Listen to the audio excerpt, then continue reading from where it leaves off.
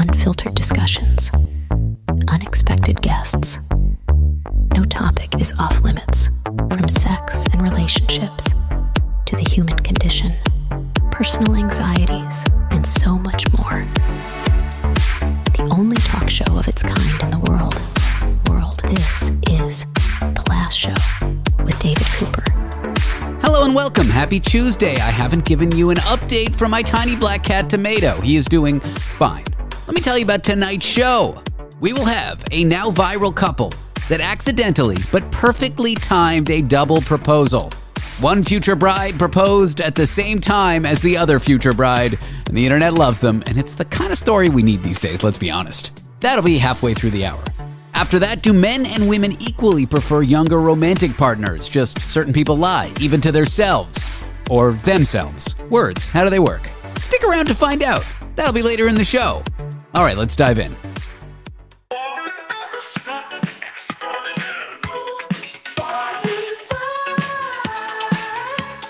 Tony 5 is here. I'm David Cooper. This is The Last Show. Tony 5 is our foreign correspondent in London, England. He joins us today. Today is a day. Welcome, Tony.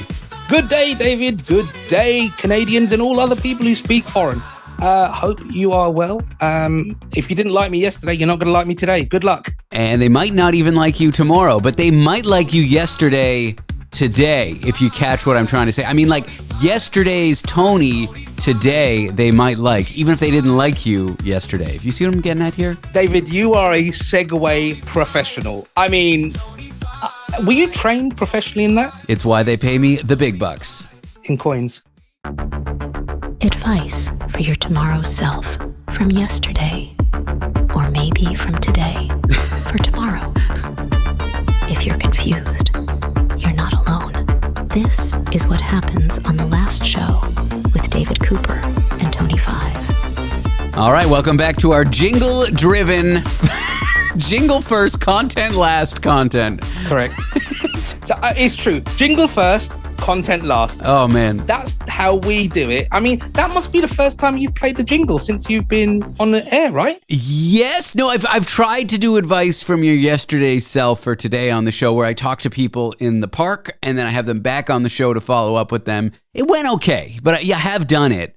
But it's not the same without you. I feel you've slightly cheated on me. You know what it's like? You know how I feel? I feel like not like full or full, maybe a over the trousers. That tracks. That's exactly what happened with these people. Except, all right, that's how I feel. Oh, yeah, I don't know how I feel about that. What do you want me to do, Tony? You're here now. I'm doing it with you now. What else can you ask of me? I want you to apologize or go back in time and not see these people. My advice for my yesterday self, for my even before yesterday self, is don't do advice for your yesterday self from... Yeah, don't copy Tony's content. Don't copy Tony's content. Fair enough. Fine. I'm sorry. Fine. I accept your apology. I'm sorry. That's a Canadian apology. I'm sorry. Can you try to explain what this segment is? Because it's totally straightforward, not confusing at all. Really easy. So imagine, dear listener, your yesterday self could tell you some advice for tomorrow. You can't do it, can you, listener? But we can. Through the power of radio and voice recorders on the Apple iPhone, we can do it. Well, we have the technology to reach into our past selves to play some advice for our today's selves. We're trying to get the technology to get our tomorrow selves on the show today, but we're not there yet. We're working on it. David, don't worry. I explained everything in my audio. Don't you worry. They'll get it. It's absolutely crystal clear. You'd have to be a complete idiot not to understand this segment, David. Here is Tony's advice from his yesterday self for tomorrow, which is today, from the perspective of now, but yesterday it was... Hello, David. Hello, listeners. This is a wonderful segment that's not won any awards yet, but hopefully if we keep doing it to you, it's going to be like Pavlov's dog, dear listener. You're going to hear it, you're either going to get sick of it, or you're going to start to salivate. The title of it is Advice to Tomorrow. Advice for tomorrow that I'm going to record today, that I'm going to play tomorrow.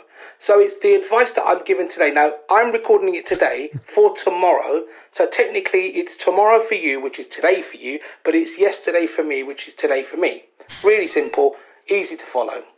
My advice for today, is to try and not be as sensitive as I am, and to not take things too personally when someone maybe throws me an odd look, or when I make a mistake and someone sort of says something to me, and not take it to heart. Everybody's got something going on. So that's my advice. Anyway, David will probably write a jingle for this. But anyway, have a great day, people. Tony, you took it a little personal when you found out I, with strangers, took advice from their yesterday self for today. I know, right?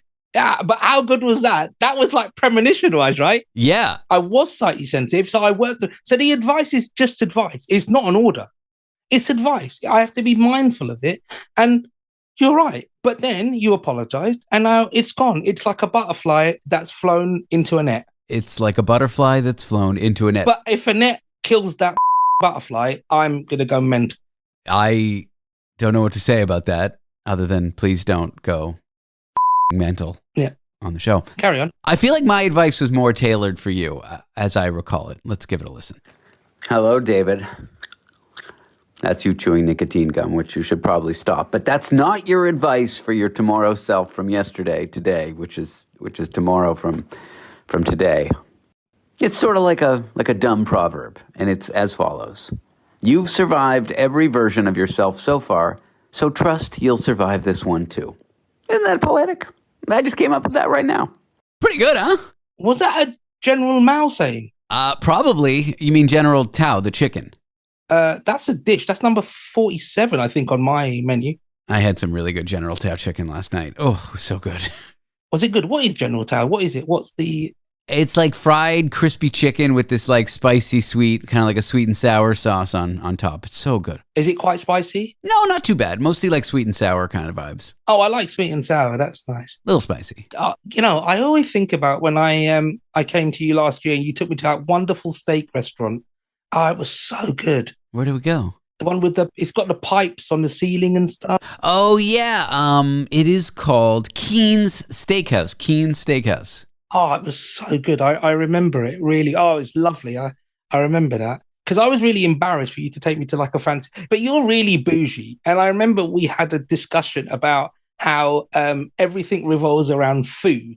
And like, you were like, you don't go out, you don't want to go out. And you and Miranda just ganged up on me and saying, what do you do to socialize? And I was like, where's that spinning around in your head when you were depressed? Everything was spinning around in my head when I was depressed. Oh man, I'm sorry. You do what you want to socialize, Tony. No, but it was funny. And I thought about it on the flight back saying, actually, no, I don't. I should go that. But I think maybe I was sort of more worried about like the cost. So dear listener, David is really bougie. Don't let him fool you with all this humble Joe. I used to work in tech. I mean, what do you want from me? Yeah, but he's still bougie.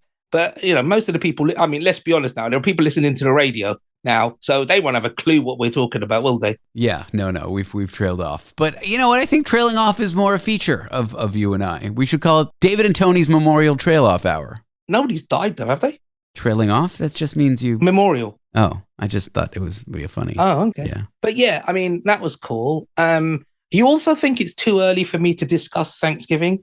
Which I think it's never too early. I mean, last year I did it in February. It's May. What is this? Thanksgiving is a fall thing. We're not even in summer yet. You're 2 seasons away. Do you want to know a secret? What? I booked New York. Like already? Yeah, I booked it last night because I got a decent flight on BA. So okay. Probably because I don't have a decent... I'm not a guy that goes to the pub with guys. And then obviously we're thinking about it. And we've done it 2 years in a row now. Has it been? It's been 2 years in a row, and I've met your weirdo friends, which is great because it's kind of like weird therapy for me. We've had duck twice in a row in your old apartment. I haven't seen your new apartment. And you've kind of really kindly invited me to stay, which I still am not totally comfortable, even though you've given me no reason to say no. So what I probably will stay maybe a couple of days, and I'll halve it with a couple of days in a hotel, just in case I get lucky on Tinder. Tony 5 is here. He might get lucky on Tinder. I'm David Cooper. This is the last show. When we come back with Tony 5, we'll do Tony's Provincial News. We'll cover the most mundane, most ridiculous news that made national headlines in his country of England. This one involves a bird who's a jerk bird. We'll be back.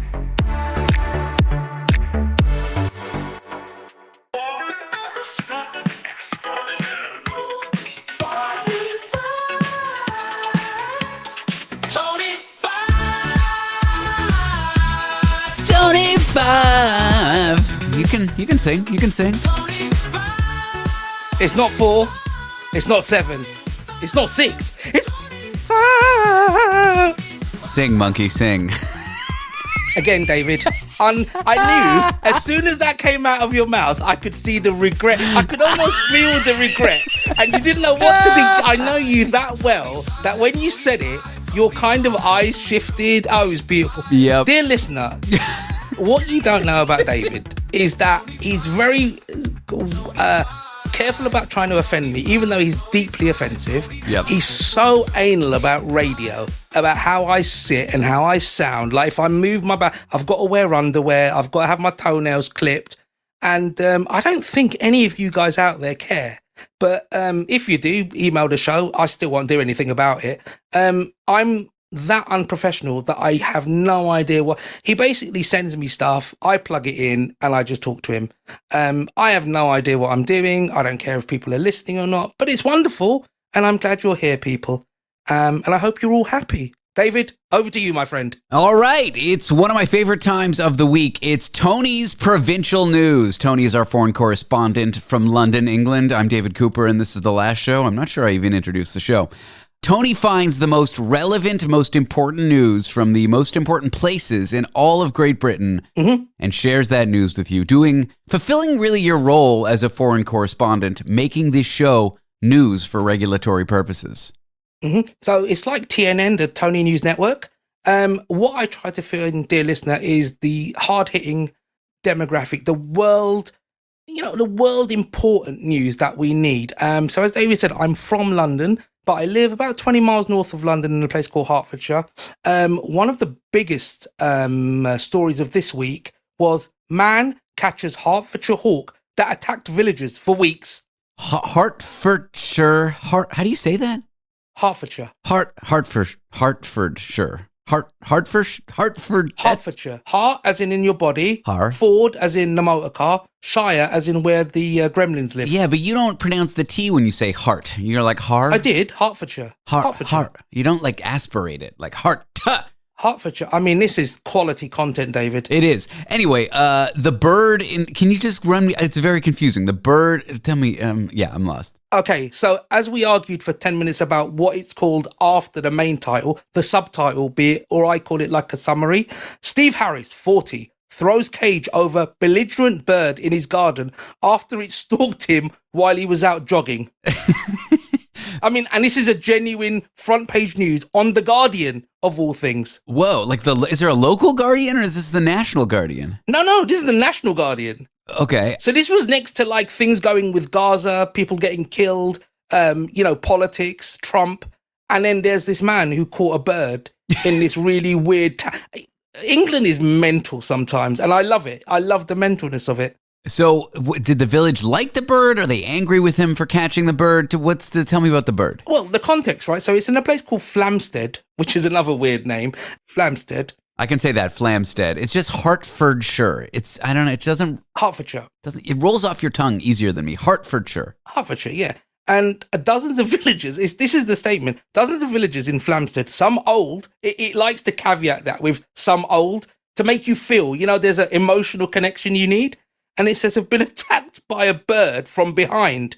Again, the context, right? It's not like the bird attacked them head on. Wait, this schmucky bird was attacking elderly residents who were minding their own business? What, was it a crow? What kind of bird was it? No, it's called a Harris hawk. Harris hawk in Hertfordshire. Well, it's a hawk. Wait, it's a Harris hawk in Hertfordshire. Correct. It's like a joke. Or an Erez hawk in Hertfordshire. But if you Google it, if you type in Harris Hawk Hertfordshire, I'm pretty sure the thing will come up. But again, it says some residents have been left bleeding and in one case requiring hospital treatment, David. I just Googled this. This is like on the front page of the BBC also. Like what is... Exactly. I love this country. This guy's a hero, basically. Right. And you know what, David? He had an attack demographic. Tall men in particular have been reported being swooped at and clawed for more than 1 month. At least a dozen people I'm seeing. Yeah. And basically, the villagers started to wear cycling helmets when outside. This bird was terrorizing the city. There you go. So Steve Harris, the hero of Hertfordshire, Wow. He caught the hawk on a Thursday after it followed him on his daily job. But Tony, stop, full stop. Stop everything. Right. I'm not so stereotypical in radio. I'm going to play the backing up truck noise. But if I was, I would. We got to get this guy on the show. You and I he is a hero. He's a national hero. Correct. Why don't we get our paid for producer to contact him and we will talk to him? Because this man is a national hero. I think he deserves maybe a road named after him, possibly a plaque, maybe a day, Steve Harris's day, where people can go out without helmets on. What do you think? We have to do that. His name is Steve Harris? Yep, he's a physiotherapist and father of two. And he did it, David, like most people, for the kids. He said he hadn't allowed his children to go out and play since the hawk was terrorizing the village. I don't think his name is Steve Harris. I think Harris is the name of the hawk. No, his name is Steve Harris, and it's the Harris's hawk. Which is what's the matter with you, Harris? Exactly. So the hawk is named the Harris's hawk, like the taxonomists or the scientists named it that. He happens to be named Steve Harris. David, don't question my foreign correspondence, mate. I don't make mistakes. It's just amazing, right? This is the hardest to pronounce story I've ever heard. Harris hawk captured by Steve Harris in Hertfordshire. Yeah, it's like a cougar that you caught called Cooper. So it'd be Cooper's Cougar Cooper. I am directing our producer, Danny, who we love most of the time, to find Steve Harris, the Hertfordshire hero. There's a lot of H words right now. Right, and there is a little statement made by somebody old. I had to be careful and cautious. The sensible thing was to drive the car, but I won't get beaten by a poxy bird. What is a poxy bird? So poxy is like stupid, but it's like an English term. It's like really late, like poxy. It's not as aggressive as you could, like a kid would say it, you poxy fool. Like, it's like an old English phrase, P-O-X-Y. I feel like there's got to be some like American slang that... Have a look for it. Is there... So, dear listener, what David does is everything I question that he doesn't understand, he Googles. Which makes him look really smart, but unfortunately... Do you know what the idiom take a rain check means? Don't call me an idiot, David. Do you know what take a rain check means? Yeah, like miss it out. Like, you're not going to do it. Not exactly. It means I'm not going to do it, but we'll do it again soon. Yeah, like a date. Like, you don't want to miss. You're not saying I don't want to go. Can we take a rain check? Tony, I need the 411 on the Harris Hawk in Hertfordshire. Do you know that one? Isn't that the emergency number? No, it's not. See, okay, fine. There's American slang, Canadian slang that you do not know. Take a 411. 411 is the information number, the number you call and they charge you and they look things up for you, like phone numbers. No, I wouldn't understand that. Take the 411. So it just means I need the information on what's going on. I mean, we've got Cockney rhyming slang, which would be an interesting segment. I could find all the Cockney rhyming slang. Tony, stop everything. We need to get a Cockney rhymer on the show. We're getting all kinds of ideas. You're back, David, and we're idioting because we're idiots with idioms. So, like, would you know what the apples and pears are? No, I don't know that one. Stairs. Oh, wow. Okay, yeah, that's... So you go, I'm going up the apples and pears. What else have I got? Do you know what? You've caught me on the hop, but there's so many of them. Stuff like score. Do you know what a score is? A score? Yeah. Like to get something good? No, £20. Oh, my God. Like a score in North American slang is like you got a bounty. Like I got a bunch of chocolate bars on sale and I got a good score. Ah, like nifty? Do you know what that means, nifty? Yeah, cool, neat. No, 50. What? All right. You know, you're gonna buy me a radio. It's a quick nifty 50. A nifty 50. Tony, oh my God, we've got ideas. We've got provincial news. We're on the up and up. David, you were right. We are good. I mean, we're not that good, but it's funny when we have ideas, things work. Things work. Bad ideas are good ideas with Tony 5 in London, England. Bye. Coming up next, an adorable couple of women who proposed to each other to get married at the exact same time. How did it happen? Find out soon. Want to be part of the last show with David Cooper? Call us and join the conversation. 1-888-505-6644. Broadcasting intimate details and useless information from an undisclosed location York City. The Last Show with David Cooper. What happens when you plan the perfect surprise proposal? You work hard on it, only to find that your partner had the exact same plan at the exact same time. Well, that's what happened to one couple who's here to join me. Their names are Sova and Kaitlyn Dattoria. They are behind a now viral, perfectly timed double proposal. They join me from Binghamton, New York. Sam and Kaitlyn, my goodness, thank you for joining me. Thank you so much for having us. We're very happy to be here. It's sort of like twins. The story goes you're born at the same time, but someone has to pop out first, right? So set the stage, like who technically proposed first and what happened? Yeah, so that was me. I definitely proposed first. The agreement was Kaitlyn asked me to be her girlfriend almost 2 years ago now. And it was an understanding that we had that because she asked me to be her girlfriend, I would get to propose to her. Why she had a ring in her pocket, I will never know. But it was my proposal. I hired the photographer. I set up the picnic. I had everything planned. She stole the show. Well, I think you may know why she had the ring in her pocket. Kaitlyn is... Why? Why did you have the ring in... Weren't you supposed to be the one to be proposed to? Oh, she was taking too long. No, I always wanted both of us to have rings when the time came. So I had bought her a ring, but she didn't know that. Only my mom knew that. And I was just waiting and waiting. And I knew she had one. And when we had this plan to go to the picnic at the same place we met, same place we started dating, I was like, well, maybe I'll pop the question and see if she lets me. So wait, you just sort of had it in your back pocket, like ready to go at any time. You weren't planning. I've just been carrying it with me. For how long were you carrying it with you? A little over a month. Okay. But I had no idea. I didn't know that. I knew that she wanted me to wear a ring, but I thought that it would kind of be like, I proposed to her and then like, oh, we'll like go shopping and get you one. I had no idea that she was going to also get down on one knee and do the whole thing. That's how me and my ex did it. We went shopping for the ring together and she's like, I like this one. Let's go home now. And then we planned a trip together where we were going to get engaged. And she's like, you pick what day to surprise me on. So you guys were kind of in the loop. You knew kind of to expect this in the future, but just not exactly when. Oh, yeah. Yeah. Mm-hmm. Describe that moment when you realized the other person was also doing the same thing you were proposing.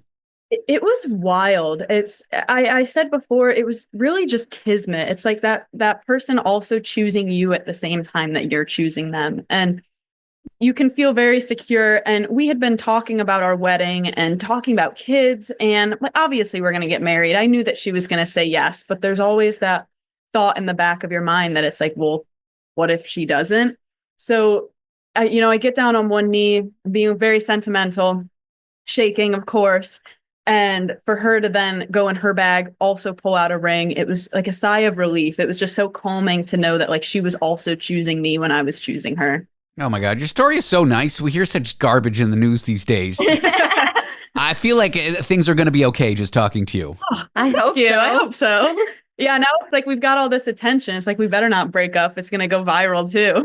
Yes, I want to get to the attention, actually. How does it feel to know that like your story was captured by so many people and so many people are struck by it and people are rooting for you and finding it so like you guys aren't used to this kind of attention. How does it feel? It's pretty cool, but yeah, you're right. We're not used to it at all. She's more of the public talker person. I'm more of a quiet one. So it was definitely a shock to me and took a little bit to get used to, especially the People magazine cover. Like that one shocked me to see like the reach that it had. The TikTok went more viral than that, but like a lot of people go viral on TikTok, but like People magazine to pick you out of that and do that interview was cool. And it's really cool to see all the support from people from different towns, states, countries. Like nothing we ever expected. 12 million views on TikTok. I got 12 views on a video. They were all my mom. She's bad at the internet. She just didn't know how to work it, and she loaded it 12 times. The things strangers are saying to you, like on comments or reaching out or on the People magazine article, like I imagine some heartwarming stuff, some thought-felt stuff. Are you surprised by what people are saying? Yeah, surprised, absolutely. There was so much love and support. The part that was probably not as surprising is there was also like a lot of hate comments. Yeah. Given the type of relationship that we have, we are super, super lucky that we have incredibly supporting family and friends. We have a great community around us, but it was a little shocking to see how many people were taking time out of their day to tell us that we were going to hell or that, this isn't a real relationship, that kind of thing. That was a little surprising, but honestly, it was 100 to 1, the nice comments to the hate comments. So it was just so overwhelming to see all the love and support. Is it tough dealing with like anti-gay homophobia kind of thing, or does the overwhelming support and your security in yourselves and the support of your family kind of just make it seem like what it is, just idiots at a keyboard? Yeah, we're pretty used to it. Like, people are going to say whatever they want to say. And the comments really were like 100 to 1, and we didn't really respond to any of them, but the people that were like supporting us responded. So it was kind of funny and cool to see all these strangers like fighting to the death in comments for us that we'll never meet or never talk to. So we weren't too bothered by it. Honestly, I feel like my family was more bothered than I was. I was like, it is what it is. Like, you post anything, you're going to get something negative, and the ratio was still so good that it is what it is. Good. I deal with negative comments as well. They're all from my mom. I don't know why I'm cracking a joke. This is serious stuff. She watches the video 12 times just to comment how much she hates it. And she doesn't know how the internet works, so she calls me. That's how. Right, yes. So earlier you said you there's that bit of doubt. Like, what if the partner says no? Walk me through that. Like, is it really that scary in that moment, or are you almost certain they're going to say yes, or is it just insecurities? Like, walk me through getting on one knee. I want to know what it was like. Yeah, so I will say we are in a very healthy relationship. I was very lucky that the shadow of a doubt that I had was very minuscule. But yeah, it might be insecurities. Just, this is hopefully the one time I'm ever going to do this. I want it to be perfect. So I was kind of thinking, as a very like type A person, what are all of the things that could possibly go wrong? So, I had my best friend that she was the one that helped me set up the picnic. The photographer, this is something that a lot of people probably don't know. Kaitlyn Talley was our awesome photographer. She took all the pictures. She was not my first choice. I reached out to another photographer that was not available on the day that I wanted to do the proposal. She referred me to Kaitlyn, and I'm so thankful that she did. But that was just like, one thing that went wrong. And then it was the plan that the photographer and I had for the proposal. I wanted her in one spot. She texted me the day before the proposal and said, yeah, that's not going to work. We're going to do this other thing. I was with Kaitlyn the whole time, didn't have time to go to the park where I was going to do this and see the new plan. So it was like, man, another thing that went wrong.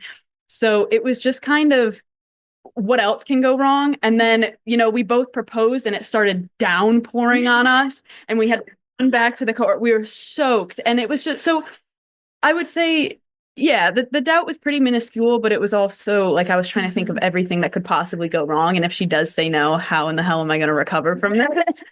Well, as I told my ex-wife at the courthouse, which I thought was funny at the time, but now it's kind of ugly, I said to her, you only get married for the first time once. And so your story's lovely. Thank you for sharing it. Sam Sova and Kaitlyn Dattoria are based in Binghamton, New York. Where can people find you online, or maybe watch this awesome video of you? Yeah, so we're on TikTok. It's Kaden Rochelle Photography is the TikTok account. I'm on there, Sam Sova 23. And I'm on there. I think it's just Kaitlyn Dattoria. I have a similar TikTok that I posted too around that time. Well, thanks for joining me. I've enjoyed the chat. Your story is fun. It's silly. There's a serious component to it as well. I appreciate you sharing it. Thanks so much for having us, David. Thank you. After the break, we'll have a look at a study that reviewed over 4,000 blind dates and found that women prefer slightly younger partners, even when they say they don't. That and more insights from those blind dates in a few moments. Want to be part of the last show with David Cooper? Call us and join the conversation. 1-888-505-6644. Love, science, and the most outrageous news. It's all here. The last show with David Cooper.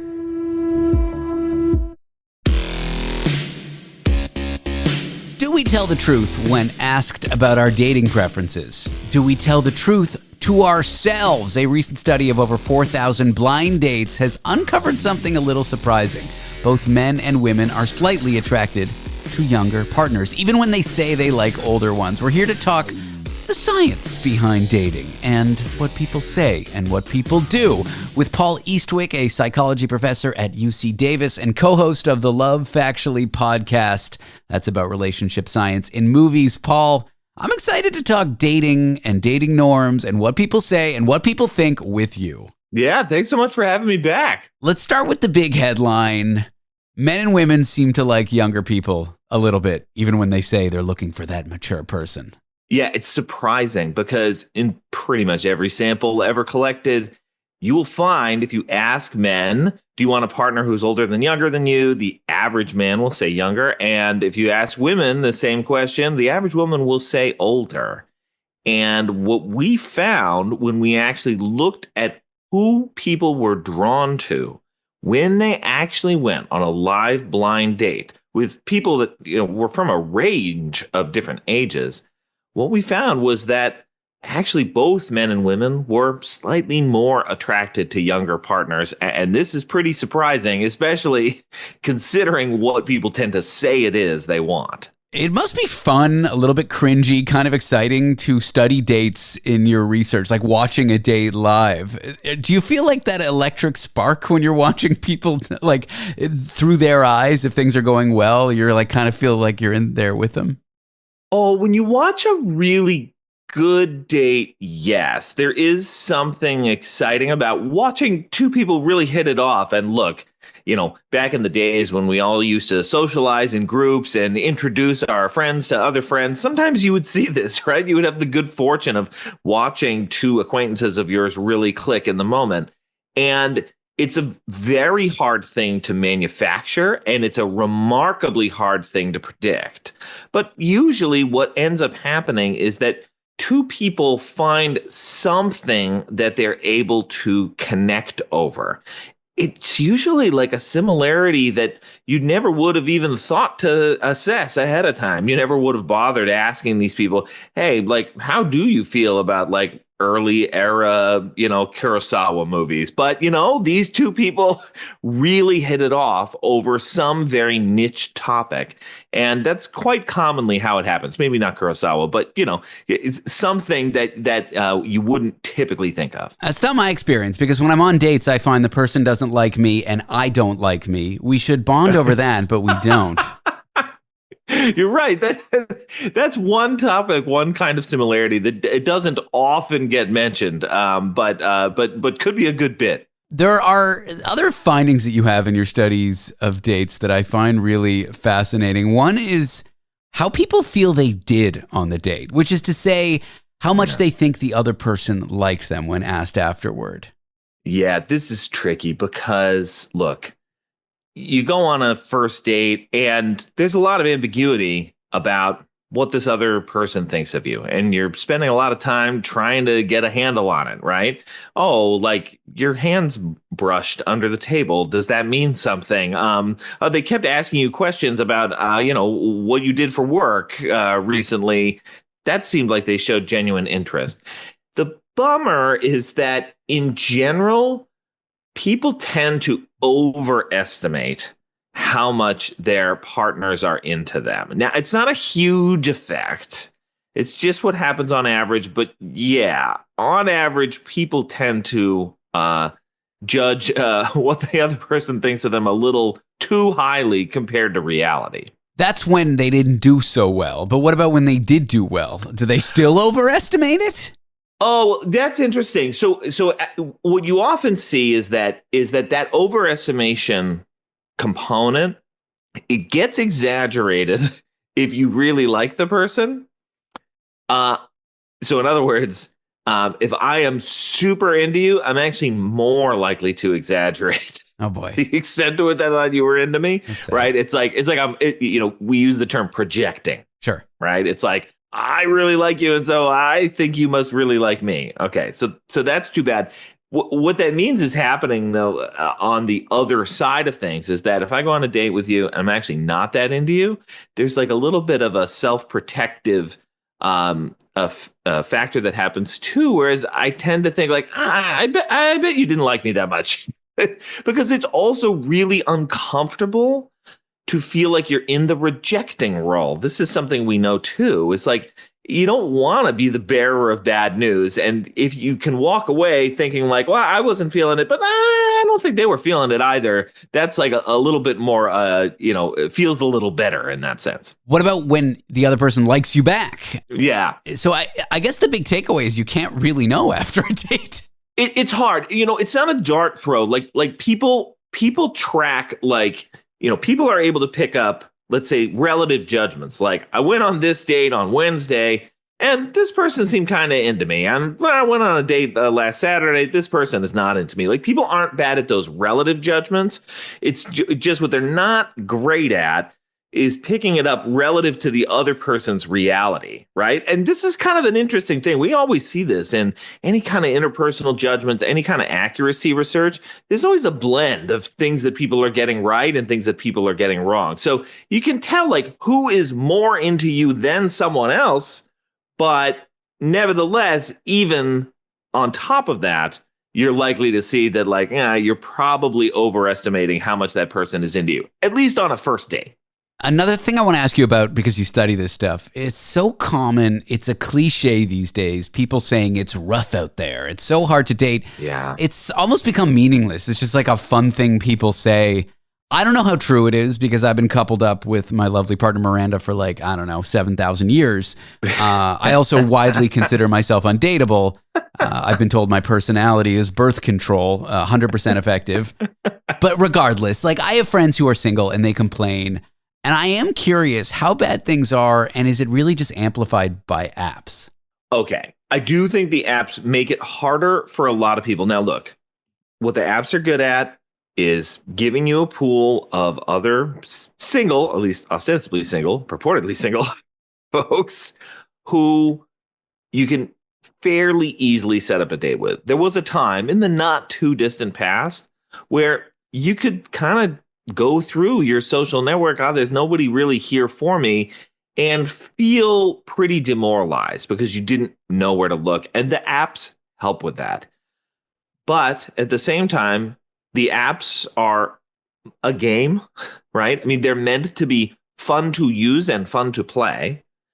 And they're especially fun to use and fun to play if you have a lot of conventionally desirable, easily assessed qualities like being physically attractive, right? Being, having an excellent physique, having an attractive face. These folks are going to do well on the apps, and other people who don't have those qualities won't do as well. So I think that's a lot of times where the malaise comes from, is that, the apps reward some people and really punish others. And when you get out into the real world, it's often not quite so dire. Going through your friends, though, is that maybe a less tumultuous thing to do? Yes, I certainly suggest using that at least as an additional strategy. Don't forget to hang out with people, right? And just be around people, period, right? Remember, you have friends out there, and sometimes it's fun to meet friends of friends. That's a really important but somewhat forgotten strategy in today's day and age. Paul Eastwick is a psychology professor at UC Davis, and he co-hosts the Love Factually podcast. Paul, this was a pleasure. A nice chat about dating. Yeah, thanks so much for having me, David. After the break, things will get very salacious. Put your kids to bed because we are going to have a sexual health educator on to discuss those things we wish we were taught about sex that we never were. Things you came across as an adult that you thought, when I was a young adult, someone should have told me that. So what are those things? Stick around to find out. Want to be part of the last show with David Cooper? Call us and join the conversation. 1-888-505-6644. Over the next 10 minutes, the conversation on this show will include graphic sexual language. We will be discussing adult themes with a sexual health educator. So any sensitive listeners or parents with children, please be advised. The show that asks the questions other shows are afraid to ask. The Last Show with David Cooper. I am nearly sure that as an adult, you wished there were things you were taught when you were a little younger about sex. The things that no one ever teaches you, but you wished you knew. That is what we're going to discuss here on Sex Etc. with Samantha Bitty, a sexual health and consent educator. Samantha, my goodness, what a fun topic. I feel like you've got a million of these because you've talked to folks and you're like, how do you not know this? Hi, David. Hi. I would say that it's not so much a how do you not know this? It's my whole practice is built on the fact that I wasn't taught anything, that I learned about sex from Cosmo magazine of the 90s. And it led me down a path of a lot of, I don't want to say unwanted experiences, but like unfulfilling, unintentional, the lens that I was viewing sex through. And so a lot of me becoming a sex educator had to do with me having a deep desire to be someone who provides this type of information so that we can be well equipped to have wanted experiences like throughout our sexual trajectory from essentially childhood through to our different levels of adulthood. That's good context, and I want a lot of these to be serious. I also want a lot of them to be stupid and fun. So I'm excited because I love a show that like has whiplash between stupid and serious. Like that is my greatest joy. But you set the stage. What are some more serious, more like helpful things that we aren't taught as kids that may come as adults to be things we ought to have learned? Absolutely. I would say that I could categorize this around what do I wish I knew about solo sex and solo pleasure, and what do I wish I knew about partnered sex and partnered pleasure. And on the partnered side of things, I wish someone would have told me that orgasm wasn't the goal of sex, that it's not this thing that just happens, first of all. And second of all, that if that's what you're chasing, there can be a bit of disembodiment around sex. And so just how useful and wonderful sex can be when that's not the goal, and how much shame and guilt and weird embarrassment comes up when orgasm doesn't happen. Or this idea that like you can't incorporate toys or things like vibrators, devices into your sexual encounters that might assist in an orgasm if not using those things isn't working. That's something that like no one ever told me. And it's like a cheat code. It's like, oh, it's easy for me to have an orgasm with toys. Let's incorporate toys. And this thinking like, oh, it's somehow less than. Mm-hmm. It's somehow when you're having partnered sex, you can't bring toys in and you should be able to have an orgasm, both people, easy peasy. That's not always the case. Yeah, the idea that it's your competition as opposed to your teammate. Oh, what a soundbite. Oh my God. Can you say that again? That is a great soundbite. I can't take credit for it. I have no idea where it came from. It probably came from Instagram. But my first job in sex education was in a sex toy shop when I was 17. Lied about my age to get the job. And so I feel very fortunate that from like very early on in my partnered sex journey, toys were part of that, and that I've always felt super comfortable and I've always had lots of them. And back then that was the trenching. Like toys were made out of hard plastic, poisonous materials like sandpaper. No, I'm kidding. Yeah, like really, truly. And so I fortunately knew from really early on where those assists would come from, and felt very comfortable and entitled to have toys be part of my partnered sexual experiences. And typically speaking, if I'm with someone and they, namely, I feel like we're talking about like men and women having sex here. Sure. In that dynamic, if a man is like, oh, no toys, I'd be like, please see yourself out of my home. Like that, don't be ludicrous. Like that's, and so if that's your teammate, that's unsportsmanlike behavior. You could get ejected from the game for that. And I love a sports reference. Don't get me started. So let's stay on task. I love that. If anybody can take anything from any conversation that you and I have had, I'm just giving you credit for the soundbite. I know you're not taking it. A vibrator is not your competition. It's your teammate. Toys are not your competition. They're your teammate. Mm-hmm. Wow. I'm beside. I know for you, it's like just the simple little thing, but I'm beside myself. What a great piece of advice. It always baffles me because obviously everyone tells me about their sex lives, whether it's like in the professional context or it's just friends or whatever. And I'm always blown away when I meet a woman who's my age, who's like, oh, I've never used a vibrator or I've never used it during sex. And I'm like, what have you been doing for the last 20 calendar years? Like that's baffling to me. But again, it's so normal and commonplace that toys be part of the conversation around just pleasure in general, like not necessarily even with the goal of orgasm, but just that. And I think that can kind of trickle into the topic as well, just that like there's so many ways to experience pleasure and that sex, especially partnered sex, but also solo sex is not linear. Here's one. You see morning sex portrayed in the media as this sexy, wonderful thing. For me, here's what I wish someone had told me. Morning sex is more about breath management than it is passion. Like there is nothing wrong with, we're going to get frisky. We just woke up, but let's take a beat and go brush our teeth. Tooths? Teeth. Our teeths? Teeth. Our teeth. I got it.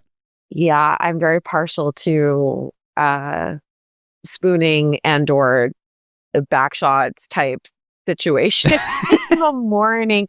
But I haven't had sex in the morning and like, I can't even remember the last time because I don't sleep over with people. So there's no one here.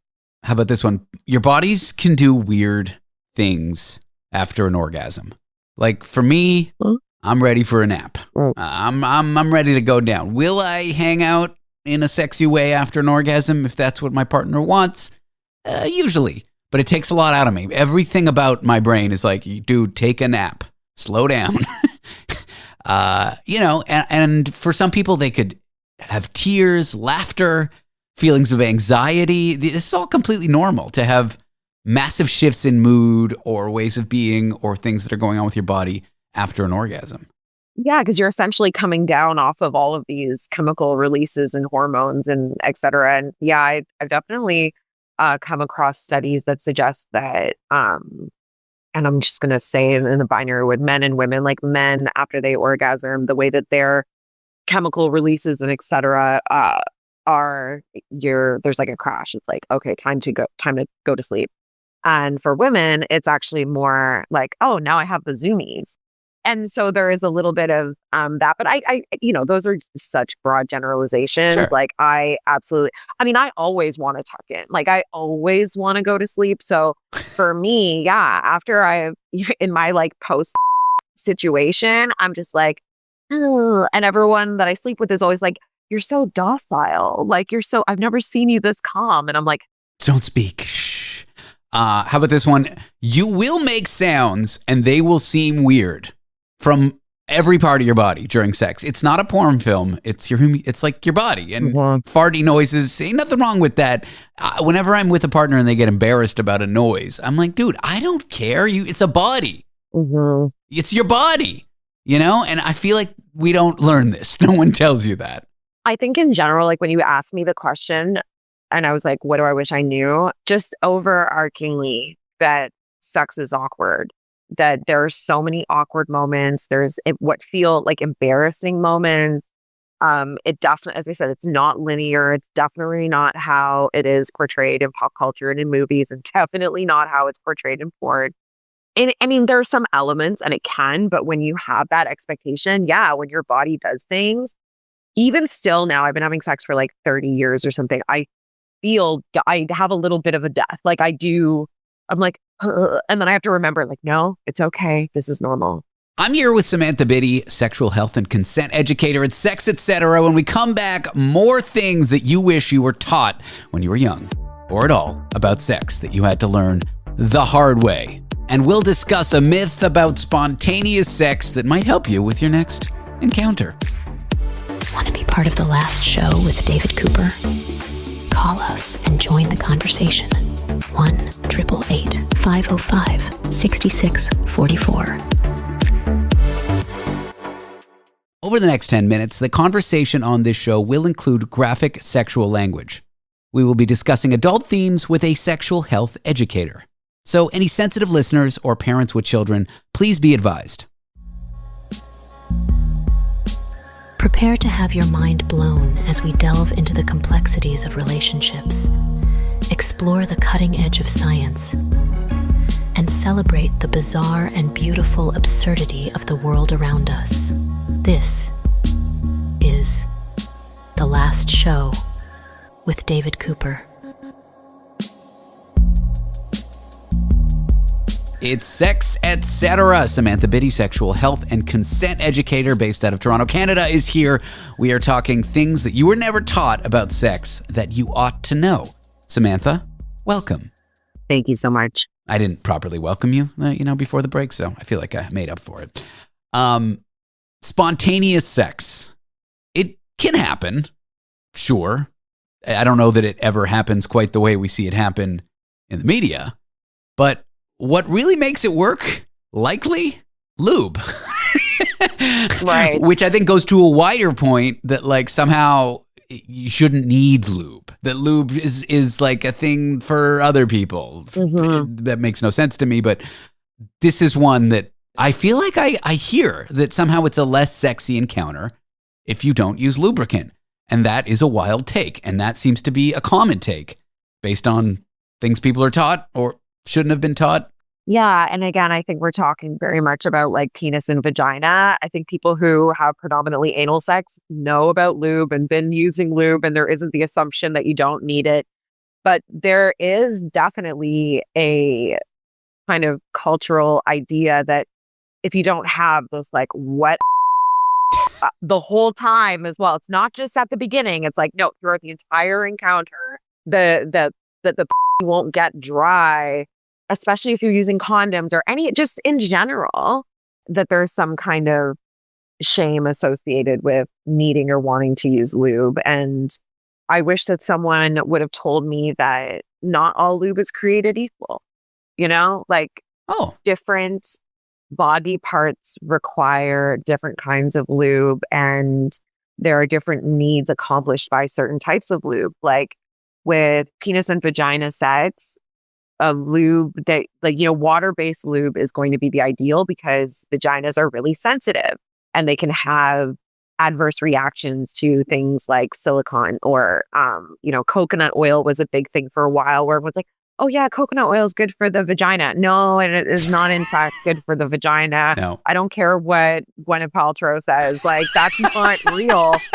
And the coconut oil is good for anal sex because it doesn't dry up.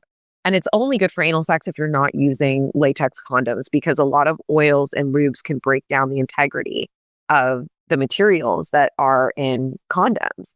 So I guess, yeah, I wish that someone would have taught me that not all lube is created equal, because I've been on many journeys with my vagina learning about what works for me.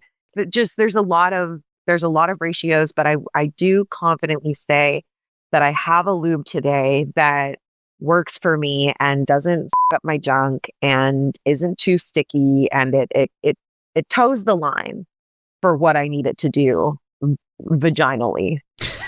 I just thought of one as you were speaking. Things people should have taught you. Don't listen to Gwyneth Paltrow.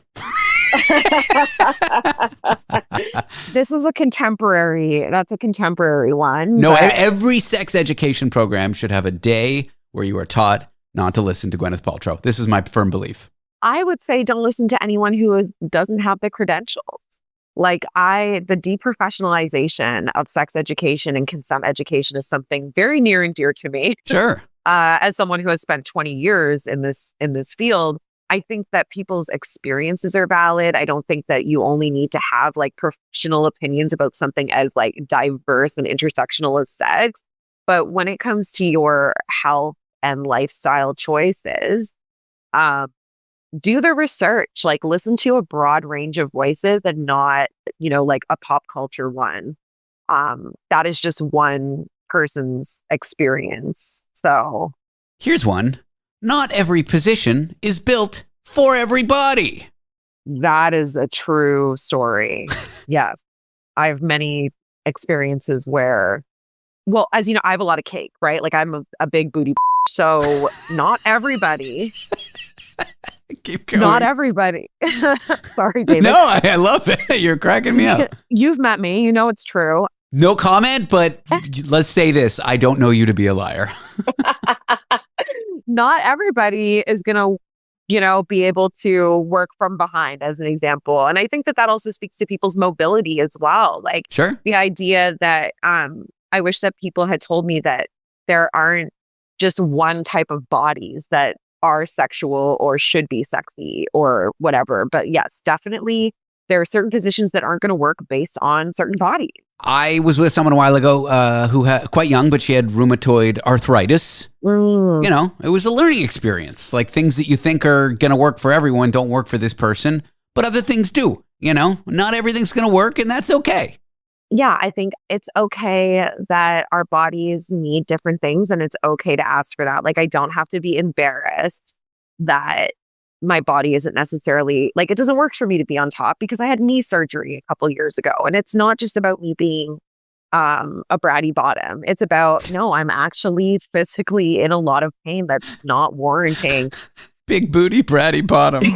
Big booty, bratty bottom. Bitty. What do you think Bitty stands for? You're killing me.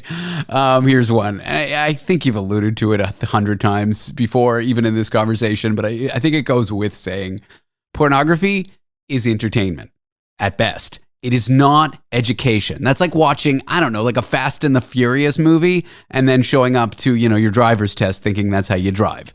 It's the two are like, one's eating a sandwich, one's riding a bicycle. They're unrelated.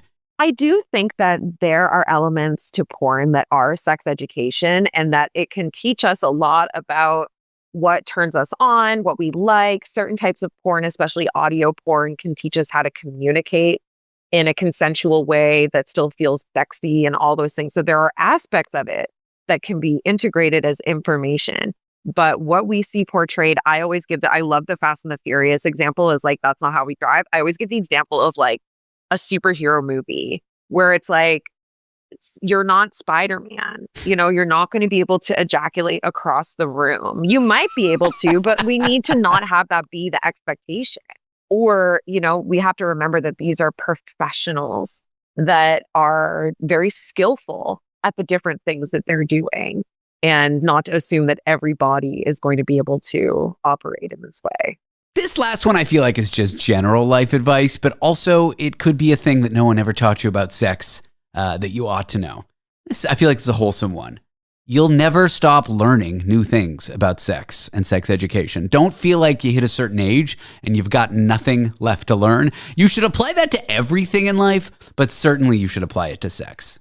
I love that you say that and that I am constantly trying to teach people that it is exploratory, that every time can be a first time. And a lot of times when people are in sexual ruts, so to speak, it's because they're so focused on what they're stuck with someone used to be like, as opposed to like showing up to what it is today, like not comparing it.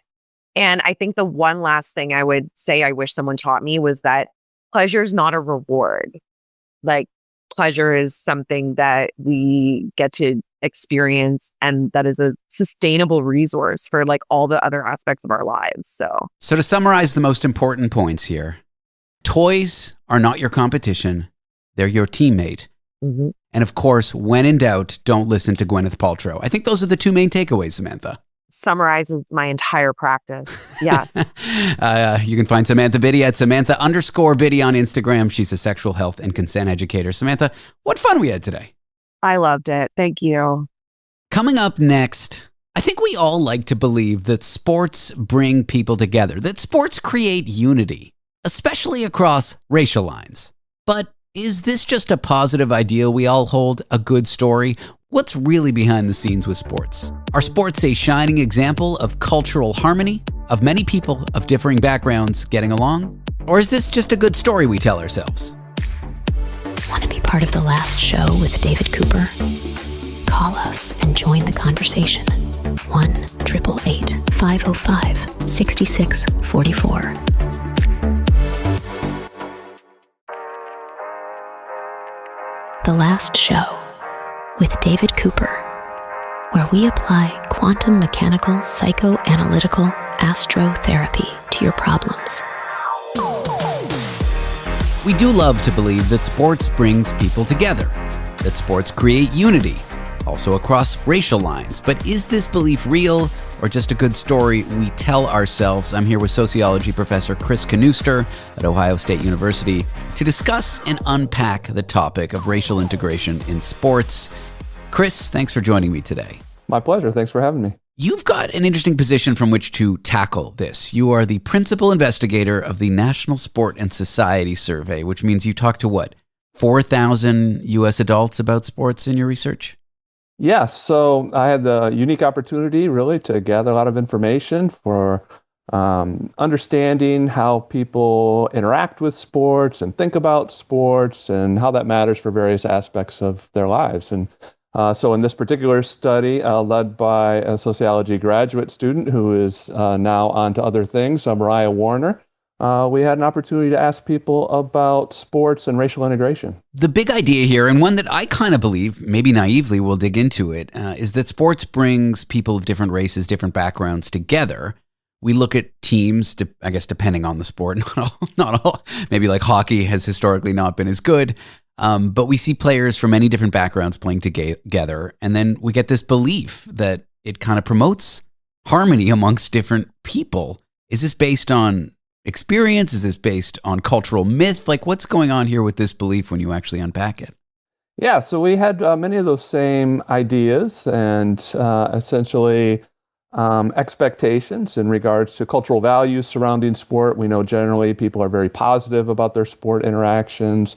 They think sports do great things. Similarly, when thinking about diversity and racial progress specifically, people tend to be pretty optimistic about us reaching a post-racial era, long before it has ever transpired.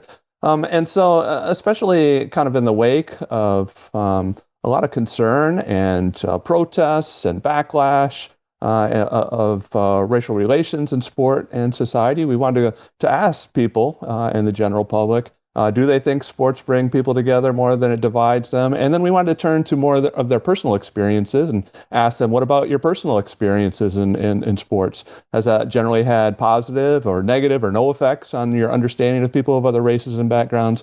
And then to further complicate things, we wanted to ask people about their experiences of more racially segregated or integrated sports interactions and see if those interactions might be meaningful. I'm just kind of picturing Jesse Owens as you're talking. Like, for those who don't remember, this was like pre-World War II Nazi Germany. He was a U.S. athlete who was black. He won, and then he sort of like defiantly salutes the American flag during the win. We have these like pictures of sports leading progress. When you actually dig down into it, though, how true is that? Well, it's tough to answer that question necessarily. I would say, in our study specifically, as we've kind of been alluding to, we did find, even with quite a bit of social change transpiring over the last decade specifically, that people are overwhelmingly very positive about sports' ability to bring people together. About 90% of U.S. adults, including those surveyed as part of our study, think that it brings people together across racial ethnic lines more than it divides them. Similarly, people are overwhelmingly positive about their personal athletic experiences. About half essentially suggest that it led to a positive effect in terms of their understanding of people of other races and backgrounds.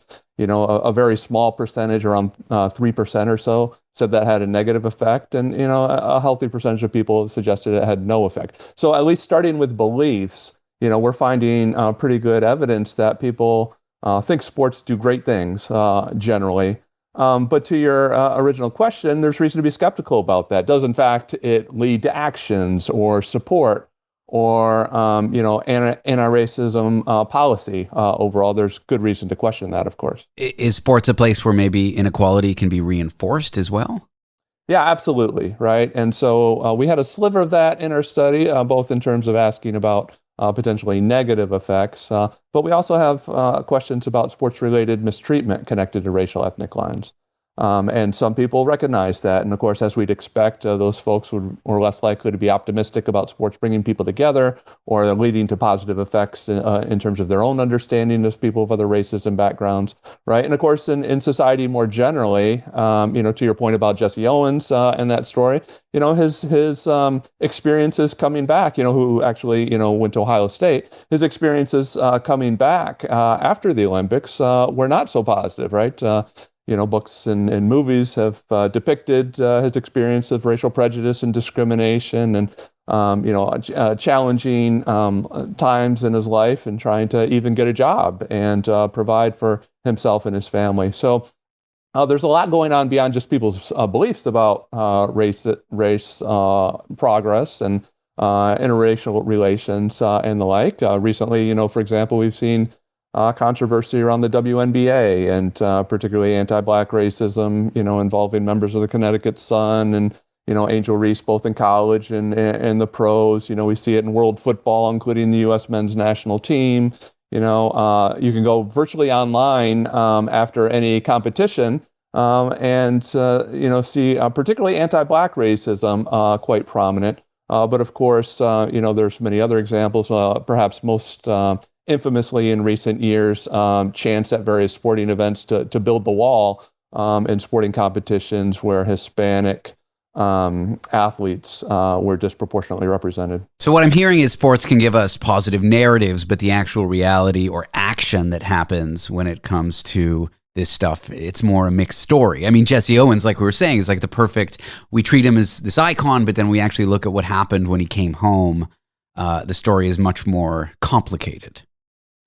Absolutely. And so, part of, I think, the usefulness and benefits of our research is not only to provide this empirical evidence about what people think, right, and map it on to their experiences of integrated and segregated racial sporting experiences, but also think about these broader issues. What is going on? What are some examples of maybe things that would evidence more positive racial ethnic progress? And as you suggest, it's not just people's opinions or beliefs.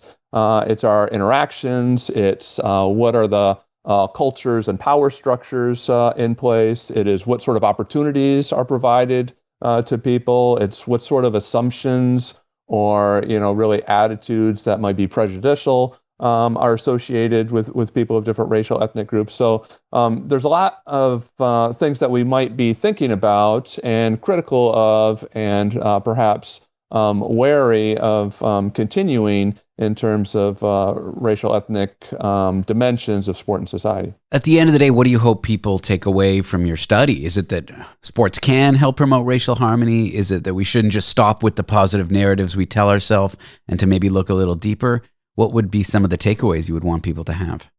Yeah, so I think first, being mindful that people are overwhelmingly positive about sports and about racial progress and of their interracial interactions as leading to positive effects. That's important to recognize, both in the sense that, producing warm feelings might be thought of as something that we strive for and want to see. But on the other hand, right, it can lead to a false comfort or a sense of satisfaction where maybe we don't need to improve how things are operating in sports and society. And so to continue to be more attuned to what's transpiring, think about how we can do things better, but also recognizing that sport might have some unique rules of the game and, cultural expectations in regards to, sportsmanship and, not committing fouls and having, essentially decisions being made based on who makes baskets or scores touchdowns or, gets goals and these sorts of things. So that the built-in rules and regulations in sports might oftentimes be thought to be more race neutral and more of a level playing field than the sorts of things that transpire out in the quote-unquote real world. Chris, thank you. Thank you. Chris Knoester is a sociology professor at Ohio State University. After the break, AI medical alert. There's a new study that AI, looking at a video of you just grabbing an object, can help identify whether kids or you are neurodivergent. How does it all work? Answers in a few moments. Want to be part of the last show with David Cooper? Call us and join the conversation. 1-888-505-6644. Don't let them tell you you have to change. Just because you feel a little strange. Breaking down today's chaos with tomorrow's headlines. The last show with David Cooper.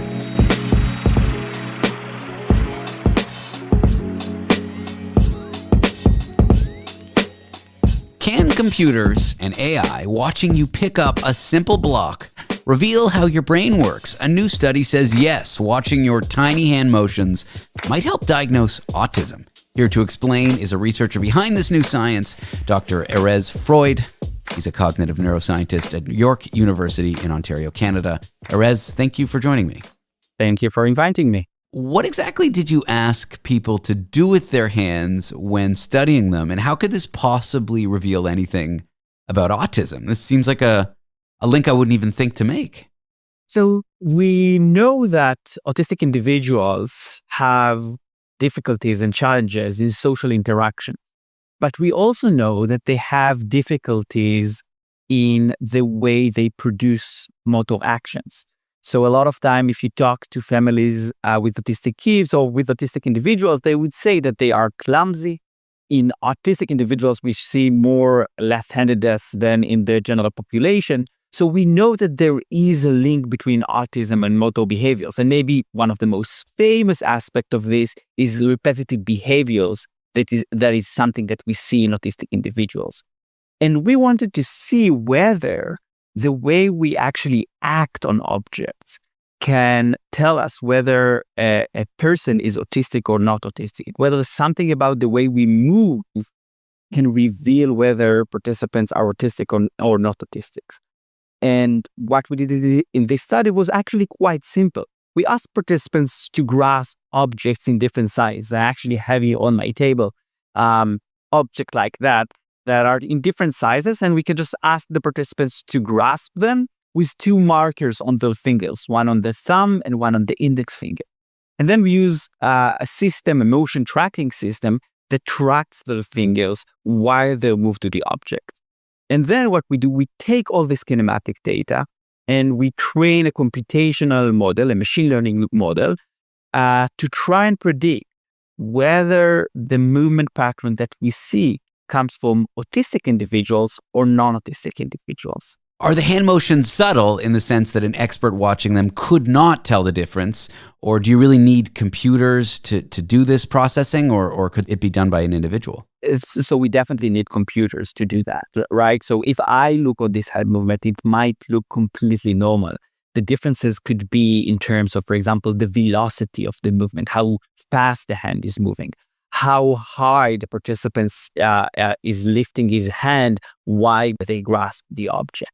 So it's those changes are subtle and across different features of the movement. It's not just one thing of the movement that differentiate the autistic individuals from the non-autistic individuals. Let's dig into these differences. Are we talking like milliseconds, like faster velocity? Is it like what are some of the differences that the computer model observed? So the differences are small. It can be, for example, as I said, the velocity or the speed of the movement, and then the gap can be 100 milliseconds in the entire movement time, which is obviously something that we cannot observe. It can be the extent to which you open your fingers in order to grasp the object. So a lot of time when we grasp object, we actually open our fingers slightly bigger than the object, basically so we can actually grasp the object instead of just colliding the object.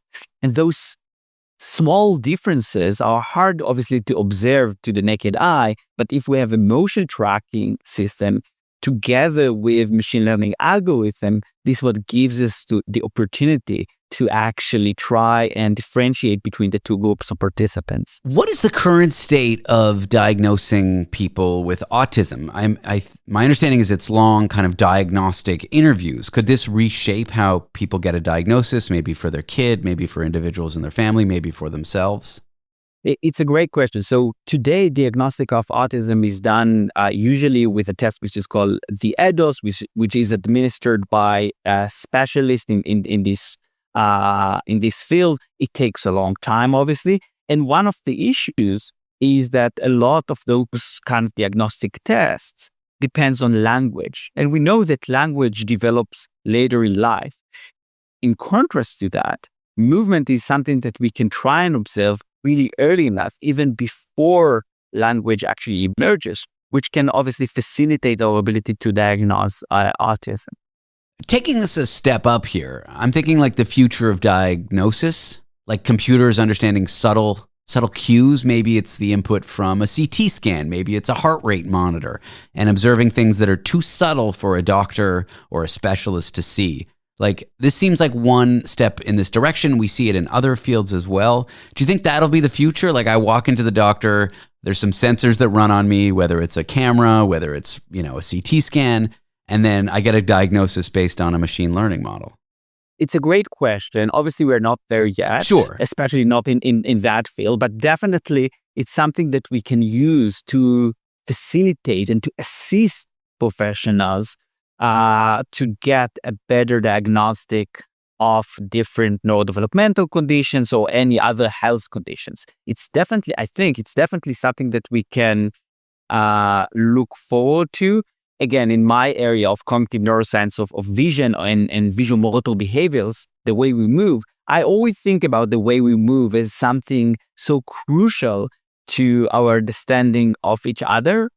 And if we think about that, a lot of illnesses that involve damage to the central nervous system, the brain, involve some aspects of motor behaviors. Think about Parkinson, right? Again, in neurodevelopmental disorders, autism, we know that motor is central to those behaviors. Therefore, looking on motor behaviors, using AI to try and understand those motor behaviors can be very important to the diagnostic of different types of illnesses in the future. Speak to me more about that, the way we move. Are there subtle clues about our brain based on like hand motions? For example, like ADHD or anything like this? I mean, it could even be a polygraph, like detecting whether people lie based on the way they move. So it's a great question. We know that the way we move can tell us a lot about what people do. For example, we now have a new study in my lab that we are currently kind of like wrapping up, and in which we actually look on the way we move in response to another individuals. So think that you need to respond to someone else who wants to shake your hand, right? So you need to look on this person, understand their movement, and then basically move your hand in order to shake their hand, right? So this action prediction ability is also something that the motor system is involved. And we did a study now with autistic individuals where participants kind of like played a game and they had to respond to another participant in the lab that moved to a particular direction. And we found that autistic individuals are facing challenges when they are asked to respond to someone else's movement. Interestingly enough, however, when we did the same experiment with a computer, so instead of responding to someone else, they had to respond to a computer, they were completely fine. So there is something about the way we respond in a motor way to another person that is kind of like unique and stands out compared to different type of interactions. Interesting. Well, Erez, thank you for joining me. Thanks for sharing your study with us. Thank you. Dr. Erez Freud is a cognitive neuroscientist at York University in Ontario, Canada. All right, like what you heard, but you're just tuning in, or you missed a night of the show and you want to get caught up. Good news, you can listen to the last show as a podcast. Just head to www.lastshow.pizza, that's lastshow.pizza, not .com, and there you'll have info on how to stream the show on demand. Subscribe. Give us a follow on social media. You know, all that stuff. Or not. I can't tell you what to do. I'm not your mother. That's the show. Thank you so much for tuning in. If you'd like to participate in advice for your tomorrow self from yesterday, that is, if your today's self wants to give your tomorrow self advice on this show, give us a call. Our line is always open, even when the program's not on. The number is 1-888-505-6644. That's 1-888-505-6644. Or just call and complain. Tell me about your day or your ex-husband, ex-wife. I'll stop talking. I'm David Cooper. This is The Last Show. See you tomorrow night.